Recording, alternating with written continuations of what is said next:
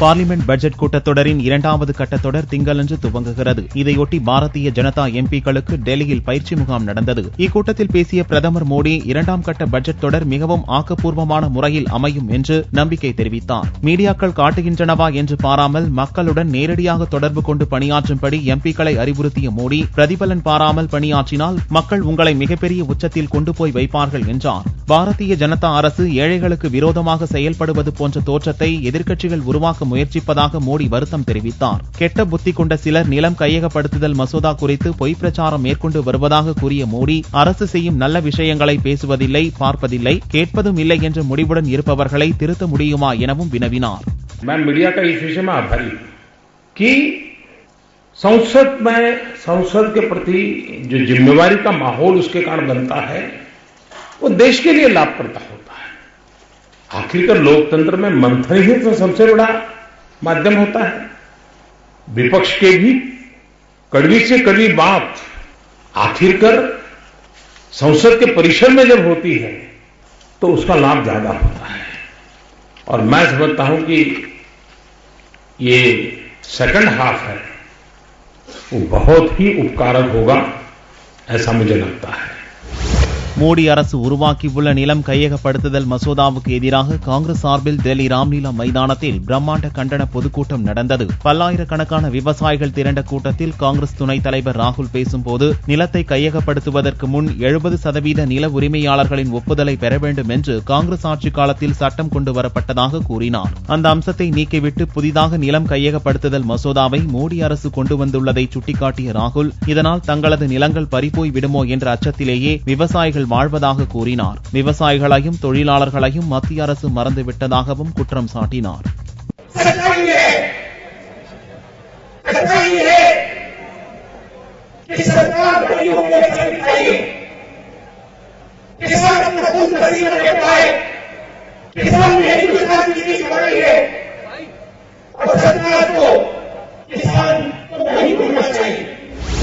Marxist communist கட்சியின் தேசிய பொதுச் செயலாளராக சீதாராம் யெச்சூரி தேர்வு செய்யப்பட்டார். பொதுச் செயலாளர் பதவிக்கு கேரளாவைச் சேர்ந்த RS பிள்ளை, யெச்சூரி இடையே கடும் போட்டி நிலவியது. திடீரென போட்டியில் இருந்து பிள்ளை விலகியதால் போட்டியின்றி யெச்சூரி தேர்வு செய்யப்பட்டார். இதன்படி பிரகாஷ் காரத்திடமிருந்து சீதாராம் யெச்சூரி பொறுப்பை பெற்றுக் கொண்டார்.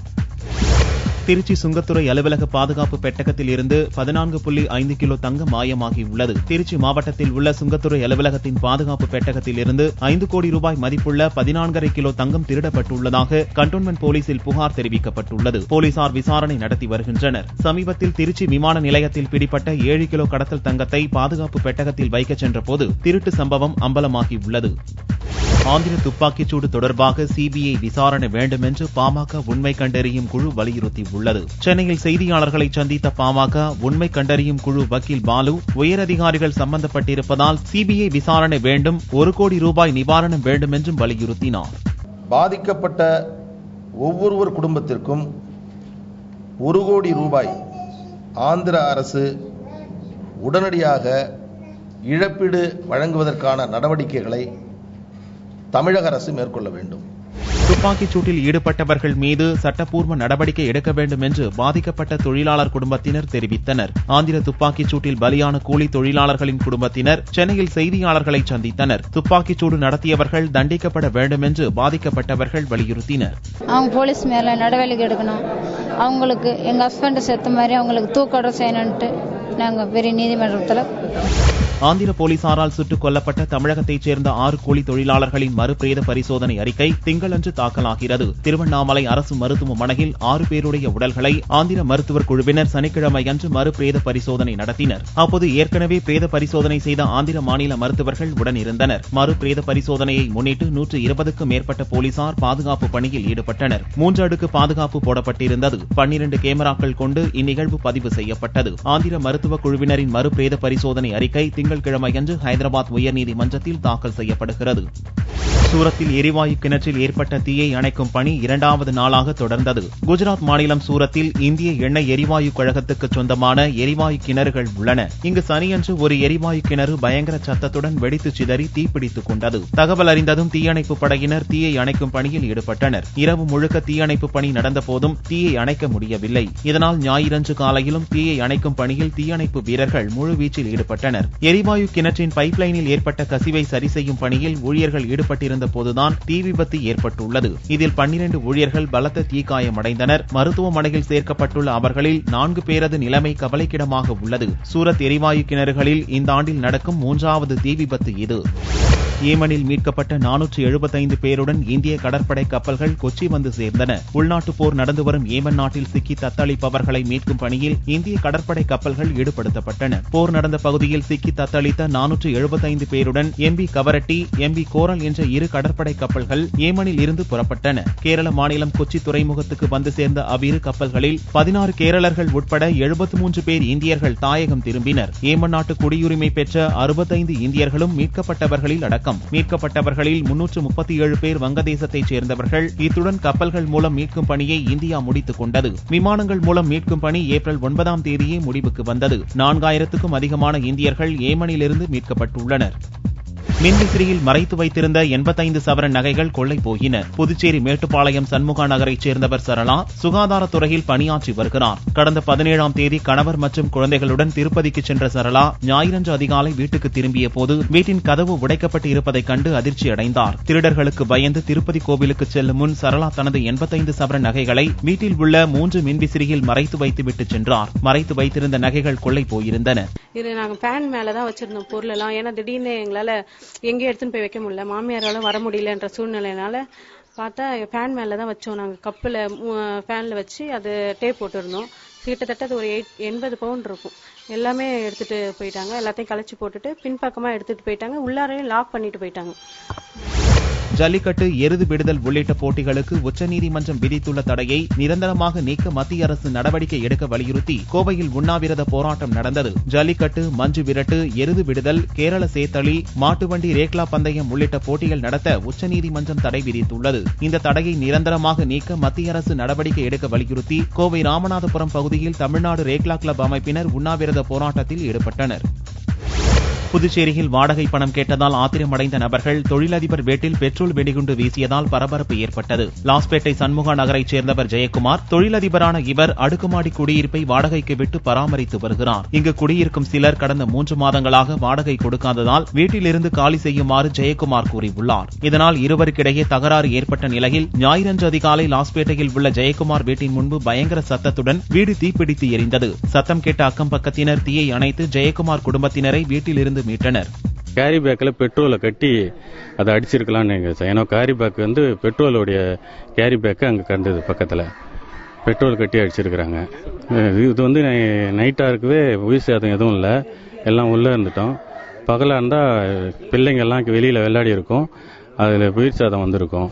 சீன நாட்டில் உள்ள குய்சாம் மாகாணத்தில் உள்ள நெடுஞ்சாலையின் சந்திப்பு ஒன்றில் பெண் ஊழியர் ஒருவர் துப்புரவு வேலை செய்து கொண்டிருந்தார். முழு அர்ப்பணிப்பு உணர்வுடன் பணி செய்த அப்பெண் கட்டுப்பாட்டை இழந்த நிலையில் அசுர வேகத்தில் வந்த மினி லாரியை கவனிக்கவில்லை. படு பயங்கரமாக அந்த லாரி மோதியதில் சில நிமிடங்களுக்கு சாலையிலேயே உணர்வற்று அந்த பெண் விழுந்து கிடந்தார். பிறகு சர்வசாதாரணமாக ஒன்றும் நடவாதது போல எழுந்து நடந்து சென்றார். பிறகு அந்த பெண் மருத்துவமனைக்கு அழைத்துச் சென்று பரிசோதனை செய்யப்பட்ட போது அதிர்ஷ்டவசமாக எந்த காயமும் ஏற்படவில்லை என்பது தெரியவந்தது. அத்தனை காட்சிகளும் சாலை சந்திப்பில் பொருத்தப்பட்டிருந்த சிசிடிவி கேமராவில் பதிவாகி பெரும் பரபரப்பை ஏற்படுத்தியுள்ளது. புற்றுநோயால் பேசும் திறனை இழந்தவர்களுக்கு குரல்வள பயிற்சி முகாம் திருச்சியில் துவங்கியது. புகையிலை பொருட்களால் புற்றுநோய் உண்டாகி அதற்கான சிகிச்சையை எடுத்துக் கொள்பவர்கள் பேசும் திறனை இழந்து விடுகின்றனர். இவர்களுக்கான குரல்வள பயிற்சி முகாம் திருச்சி தனியார் மருத்துவமனையில் ஞாயிறன்று நடந்தது. கோவை ஆர்எஸ்புரத்தில் தமிழக பாரம்பரிய விளையாட்டுகளை ஊக்குவித்து விழிப்புணர்வு ஏற்படுத்தும் வகையில் விழா நடந்தது. தமிழர்களின் பாரம்பரிய விளையாட்டுகளான பம்பரம் விடுதல், கோலிகுண்டு எறிதல், உரி அடித்தல், பல்லாங்குழி, கில்லி ஆகியன தற்போது அழிந்து வருகிறது. இதுபோன்ற விளையாட்டுகளை ஊக்குவிக்கும் வகையில் கோவை ஆர்எஸ்புரத்தில் உள்ள கலையரங்கத்தில் பாரம்பரிய விளையாட்டு விழா நடந்தது. இதில் ஆண்கள், பெண்கள் என 50க்கும் மேற்பட்டோர் கலந்து கொண்டு விளையாடினர்.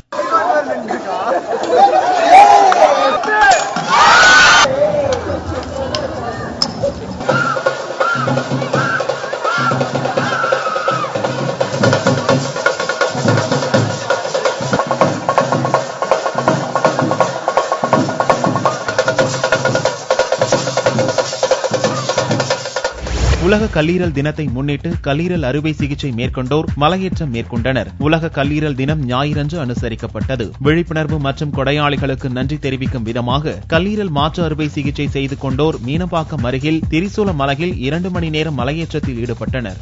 தங்கத்தின் விலை ஞாயிற்றுக்கிழமையன்று ஒரு சவரன் 20,224 ரூபாயாக இருந்தது. 1 கிராம் ஆபரண தங்கம் 2,528 ரூபாய்க்கு விற்பனையானது. வெள்ளி 1 கிராம் 39 ரூபாய் 20 காசுகளுக்கு விற்பனையானது. பார்வெளியின் விலை 36,670 ரூபாயாக இருந்தது.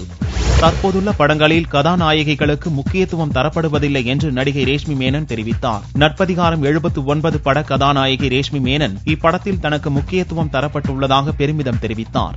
ரொம்ப ஹாப்பியா இருக்கு இந்த ரோல் கிடைச்சதுல. இப்ப வர படங்கள்ல ஹீரோயின்ஸ்க்கு நிறைய ஸ்கோப் கிடைக்க மாட்டேங்குது. ஸோ இந்த படத்துல இவர் ஜெனரலாவே ரவிச்சந்திரன் சார் படத்துல எல்லாமே ஹீரோயின்ஸ்க்கு நிறைய இம்பார்ட்டன்ஸ் இருக்கும். தேசிய விருது பெற்ற காக்கா முட்டை இயக்குனர் மணிகண்டன் படத்தில் நடித்த சிறுவர்களை மனதார பாராட்டினார். திரைக்கு வருவதற்கு முன்பே காக்கா முட்டை திரைப்படம் தேசிய விருதை தட்டிச் சென்றது. இது தொடர்பாக இப்படத்தில் நடித்த சிறுவர்கள் விக்னேஷ், ரமேஷ் ஆகிய இருவரும் விருதை விட விமானத்தில் பறப்பதைதான் ஆச்சரியமாக எதிர்பார்த்துள்ள வெகுளித்தனமானவர்கள் என்று இயக்குனர் மணிகண்டன் தெரிவித்தார். லாஸ் ஏஞ்சல்ஸ்ல பெஸ்ட் ஆக்டர்ஸ் அவார்டு வாங்கியிருக்காங்க. அது அந்த அவார்டோட லெவலோ அதோட ஸ்ட்ரென்த்தோ கூட அவங்களுக்கு தெரியாது. அவங்க ஏதோ அவார்டு வாங்கியிருக்கோம் அவ்வளோதான் அவங்களோட இது இருக்கும். நான் ஃபர்ஸ்ட் டைம் இவனுக்கு ஃபோன் பண்ணி டே உனக்கு நேஷனல் அவார்டு வந்திருக்கடான்னு சொன்னேன். என்ன பாண்ணா அப்படின்னு சொன்னான். டேய் உனக்கு நேஷனல் அவார்டு வந்திருக்குடா அப்படின்னு. சரிண்ணா ஃப்ளைட்டில் போகலான்டா. ஃப்ளைட்லையா எப்பண்ணா போகலாம். இன்னுமே அவன் அந்த ஃப்ளைட்டில் போகிறது தான் நினச்சி ஒரு மாதிரி எக்ஸைட் ஆகிருக்கானே ஒழிய அங்கே போய் என்ன வாங்க போகிறோம் அந்த அவார்டோட லெவல்லாம் தெரியல.